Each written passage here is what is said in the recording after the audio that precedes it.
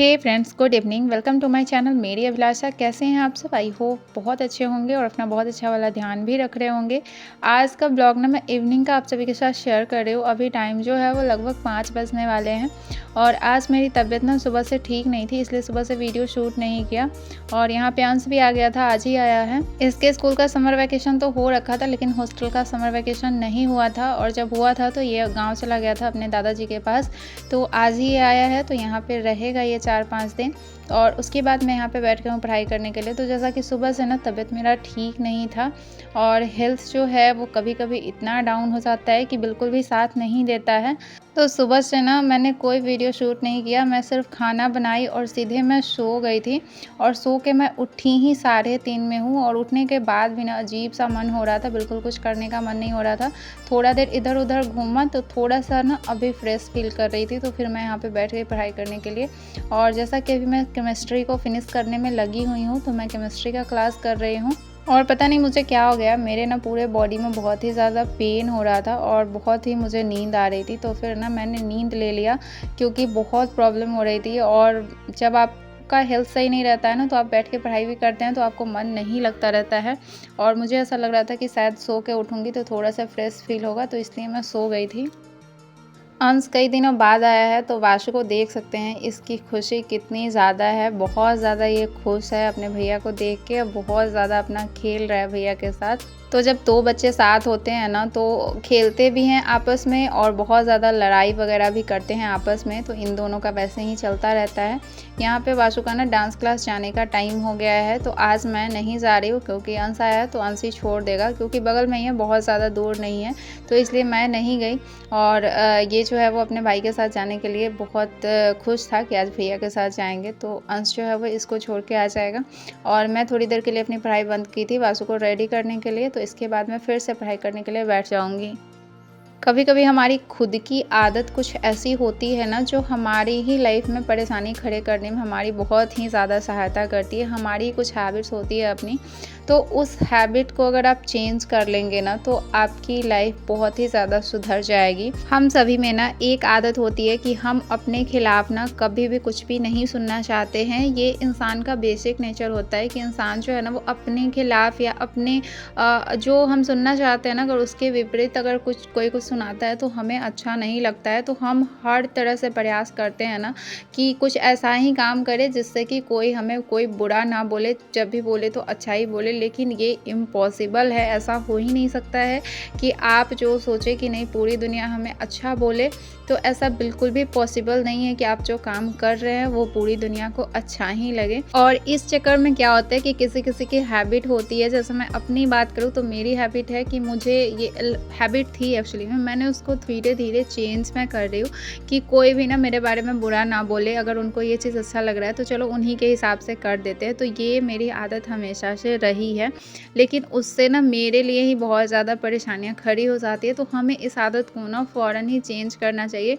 हमें ये चीज़ ध्यान में रख लेना चाहिए कि लोग हमसे कभी भी खुश नहीं होंगे, हम उनको खुश करने के लिए काम क्यों करें, हम अपने लिए क्यों ना काम करें जो मेरे लिए फ़ायदेमंद हो, जो मुझे आगे बढ़ाए। लोगों का क्या है, लोग तो आपको ऐसे ही बोलते ही रहेंगे, जिनमें उनका फ़ायदा नहीं होगा तो वो तो आपको कुछ ना कुछ बोलेंगे ही। क्योंकि सबसे पहले अगर आपके खिलाफ़ कोई बोलता है ना, तो आपके घर के ही लोग होते हैं जो आपके खिलाफ बोलते हैं, या फिर आपकी चीज़ें उन्हें पसंद नहीं आती है, वो घर के ही लोग होते हैं। तो इस दुनिया में जितने भी रिश्ते हैं ना, वो कहीं ना कहीं अपने फ़ायदे के लिए ही बने हुए हैं। अगर उनका फ़ायदा उसमें नहीं दिखता है तो वो कुछ ना कुछ कमियां निकालते हैं। तो इसलिए बेहतर ये है कि हम अपने लिए काम करें, अपने को बढ़ाने के लिए काम करें, इसलिए काम ना करें कि दूसरे मेरे से खुश हो। क्योंकि दुनिया में सबको खुश करना ना इम्पॉसिबल है। कभी कोई सबको खुश करना नहीं हो सकता है कि आप सबको खुश कर लें। तो कभी आपसे एक आदमी अगर खुश हो जाएगा तो दूसरा आपसे नाराज़ हो जाएगा। तो ये चीज़ें, अपनी हैबिट जो है ना, वो जब आप चेंज कर लीजिएगा, दूसरों के हिसाब से आप काम करना बंद कर दीजिएगा ना, तो आप देखेंगे कि आपके लाइफ में धीरे धीरे चीज़ें सुधरने लगेंगी। आप अपने लिए जीने लगेंगे, अपने लिए काम करने लगेंगे। ये चीज़ आपकी लाइफ में ज़रूर होगी। और मैंने बस इसको बदल लिया अपनी ज़िंदगी में कि नहीं, अब मुझे दूसरों के हिसाब से काम नहीं करना है। मुझे जो अच्छा लगता है मुझे वो करना है, चाहे लोग जो जिसको जो सोचना है वो सोचें। शाम के टाइम लगभग 1.5 घंटे पढ़ाई करने के बाद ना मैं जल्दी से किचन में चली गई थी काम करने के लिए। मैंने सोचा जल्दी से डिनर बना लेते हैं तो रात का कुछ टाइम जो है वो मैं अपनी पढ़ाई को दे पाऊँ, क्योंकि दिन में मैंने कुछ भी पढ़ाई नहीं किया था तो मुझे अच्छा फ़ील नहीं हो रहा था। और सुबह में ना मैंने किचन को भी अच्छे से क्लीन नहीं किया था, तो मैं सीधे किचन में गई और मुझे आधे घंटे लगे। मैंने किचन को क्लीन किया और जो मैंने मलाई से मक्खन निकाल के रखे हुए थे तो उसका मैंने घी बनाया। और मेरी सासू माँ बोलती है कि जब मक्खन निकाल के फ्रिज में 1 दिन रख देते हैं ना तो उससे ज़्यादा घी निकलता है, तो इसीलिए ना मैं 1 दिन जो है वो मक्खन को फ्रिज में रख देती हूँ, उसके बाद मैं घी बनाती हूँ। तो उसके बाद मैंने घी बना लिया था। किचन को मैंने पहले क्लीन कर लिया, आटा लगा के रख दिया था और उसके बाद मैंने दिया जला लिया और फिर से आ गई मैं रोटी बनाने के लिए। मुझे सब्ज़ी नहीं बनाना था। सुबह ना मैंने चना दाल का तड़का बनाया था तो वो बचा हुआ था और मेरे घर में ना सब्ज़ी की बहुत ज़्यादा खपत नहीं है, क्योंकि बच्चे भी नहीं खाते और मैं भी नहीं खाती हूँ। सिर्फ़ और सिर्फ हस्बैंड ही खाते हैं, हम लोग थोड़ा बहुत खाते हैं। तो जो भी सब्ज़ी बनाती हूँ ना वो मतलब बच ही जाता है, ज़्यादा खर्च नहीं हो पाता है। यहाँ पे आप इसको पहचानिए, ये आज बाहर मुझे मिल गई छोटी सी बच्ची, तो इसको मैं लाई थी। आपने पहले भी अगर देखा होगा, मेरे ब्लॉग देखते होंगे, तो आजकल ये नहीं आ रही थी क्योंकि मैं बाहर नहीं निकल रही थी। तो अब ये आई हुई थी तो मैंने इसको बुलाया था और उसके बाद मेरा रोटी यहाँ पे बन गया था तो मैं किचन को फिर से क्लीन कर दे रही हूँ, क्योंकि आपको पता है रात में किचन क्लीन कर लेने से ना सुबह में बहुत अच्छा लगता है काम करने में। नहीं तो अब अगर रात में आप ऐसे ही किचन को छोड़ देंगे ना तो सुबह में बहुत टेंशन लगता है किचन में काम करना, क्योंकि जब आप सुबह सुबह उठते हैं ना तो आपका माइंड बहुत एक्टिव नहीं रहता है, आपको कुछ भी करने का मन नहीं करता है। और आज भी हमारे यहाँ ना गर्मी बहुत ज़्यादा है, तो यहाँ पे मैंने बच्चों के लिए जूस और अपने और हस्बैंड के लिए मैंने स्प्राइट निकाला है। यहाँ पे ना शाम के टाइम कुरकुरे आया था बच्चों के लिए, तो एक पैकेट ना मेरे हस्बैंड मेरे लिए भी लेकर आए थे, तो यहाँ पे मैं वही खा रही हूँ। और इसी टाइम में थोड़ा सा फैमिली टाइम भी मतलब हो जाता है कि फैमिली के साथ अपना थोड़ा सा जो टाइम स्पेंड करना, और इसीलिए शाम का टाइम जो है वो मेरा गुजर जाता है इन्हीं सारे कामों में, मतलब बैठ के थोड़ा बातचीत करने में, वासु को होमवर्क बनाने में। इसीलिए शाम के टाइम जो मैं पढ़ाई छोड़ती हूँ और डिनर बनाने में मुझे नहीं मौका मिलता है पढ़ाई करने का। अगर मैं शाम के टाइम ना बैठूँ ना टाइम जो है वो थोड़ा वासु के साथ या फिर हस्बैंड के साथ स्पेंड करूँ तो मैं पढ़ाई कर सकती हूँ, लेकिन फैमिली के साथ टाइम स्पेंड करना भी ना बहुत ज़रूरी होता है। तो बस थोड़ी देर 10 से 15 मिनट ही यहाँ पे मैं बैठी थी, क्योंकि आज मुझे पढ़ाई करना था, क्योंकि दिन में मैंने पढ़ाई नहीं किया था तो मैं फिर से यहाँ पे बैठ गई थी। और यहाँ पे आज बहुत दिनों बाद मैं INM का क्लास कर रही थी। आप लोग पूछते हैं कि INM क्या है, तो INM जो है ना वो इंडियन नेशनल मूवमेंट है, यानी कि राष्ट्रीय भारतीय आंदोलन। और मुझे लगता है कि इसके क्वेश्चन शायद 8 मार्क्स के रहते हैं। और मुझे पहले लग रहा था ना कि करंट अफेयर्स के सिर्फ 4 नंबर के क्वेश्चन रहते हैं, लेकिन मैंने फिर से इसको डाउट जो है वो क्लियर किया। मुझे किसी ने कमेंट किया था कि 8 नंबर के होते हैं, तो यस, जनरल GK GS में ना 8 नंबर के करंट अफेयर्स रहते हैं। तो आज से ना मैं थोड़ा करंट अफेयर्स को ज़्यादा गौर से देखूंगी। यहाँ पे मैं भी पढ़ाई करने के लिए बैठ गई थी और साथ में बच्चे भी बैठ गए थे। हस्बैंड को बोल दिया था कि थोड़ा वासु को देख ले, बाकी तो मैं वहीं पे बैठी हुई थी। यहाँ पे मैं पढ़ाई अपना बंद कर रही हूँ, क्लास जो है वो कंप्लीट हो गया था, तो थोड़ी देर मैं वहाँ पे बैठ गई। वासु से पूछा कि डांस में क्या सीख रहा है, थोड़ा सा करके दिखाओ। तो सच पूछूँ तो ये आजकल कुछ भी डांस में सीख नहीं रहा है, बस जाके पता नहीं क्या करता है, कुछ भी इसको सही से नहीं आ रहा था।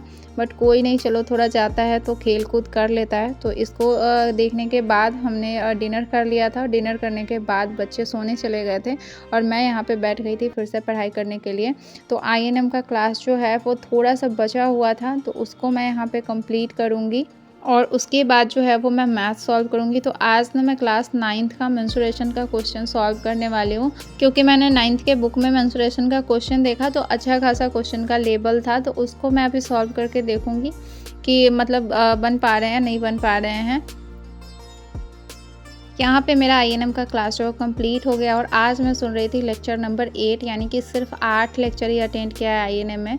यहाँ पे मैं आपको मैथ्स का बुक दिखा दे रही हूँ। तो ये 9th क्लास का मैथ्स का बुक है और ये थोड़ा सा 10th से मोटा है, तो इसमें ना कॉन्सेप्ट ज़्यादा है, नंबर ऑफ़ क्वेश्चन बहुत ही कम है। यहाँ पे मैं दिखा रही हूँ मेंस्ट्रुएशन जो मैं अभी सॉल्व करने वाली हूँ। तो ये है एक्सरसाइज नंबर 13.1 है और ये यहाँ पे 10th का मैथ का बुक है। तो इसमें आपको टोटल चैप्टर जो है वो लगभग 13 चैप्टर है। और इस तरीके से ये बुक जो है वो दिया हुआ है। इसमें नंबर ऑफ़ क्वेश्चन बहुत ही कम रहते हैं, मैं बार-बार दोहरा रही हूँ। इसका प्राइस जो है मैं आपको यहाँ पे दिखा दूँ, 160 रुपए है 10th क्लास वाले का, और 9th क्लास वाले का 147 रुपए उस पे प्राइस लिखा हुआ है। तो आप अपने मार्केट में देख लीजिएगा कि कितने का मिल रहा है। ऐसे थोड़ा बहुत कम ही कर देते हैं, ज़्यादा नहीं लेते हैं। जो प्राइस उस पे टैग है उससे थोड़ा कम ही लेते हैं। यहाँ पे मैंने मैथ का क्लास भी कंप्लीट कर लिया है, तो अब मैं अपने टाइमर को बंद कर दूँगी और थोड़ा-सा यहाँ पे मैं केमिस्ट्री का जो मेरा 12th का नोट्स है उसको मैं पढ़ूँगी, क्योंकि मुझे केमिस्ट्री समझने में थोड़ी प्रॉब्लम होती है। मुझे समझ में नहीं आता है एक्चुअली में, मैं कितना भी एफर्ट डालती हूँ ना, बट मुझे प्रॉब्लम होती है। लेकिन यहाँ जो मेरा 12th का नोट्स है ना, वो बहुत ही अच्छा है, क्योंकि उसमें ना सारी चीज़ें बहुत डिटेल में हैं। तो उसको मैं एक बार देख लेती हूँ, जो भी मुझे प्रॉब्लम होती है। तो आज के ब्लॉग को मैं यहीं पे एंड करूँगी। इस टाइम मैं लाइव भी आई हुई थी, शायद आप लोगों ने अटेंड किया हो मेरा लाइव सेशन। मैं 10-15 मिनट के लिए लाइव आई थी। तो चलिए आज के वीडियो को यहीं पे एंड करते हैं, मिलते हैं नेक्स्ट वीडियो में। तब तक के लिए बाय बाय। चैनल पे नए हैं तो सब्सक्राइब कीजिएगा, वीडियो को शेयर कीजिएगा, लाइक कीजिएगा। मैं ऐसे ही आपसे मिलती रहूँगी और आपके लाइफ में मोटिवेशन ऐड करती रहूँगी।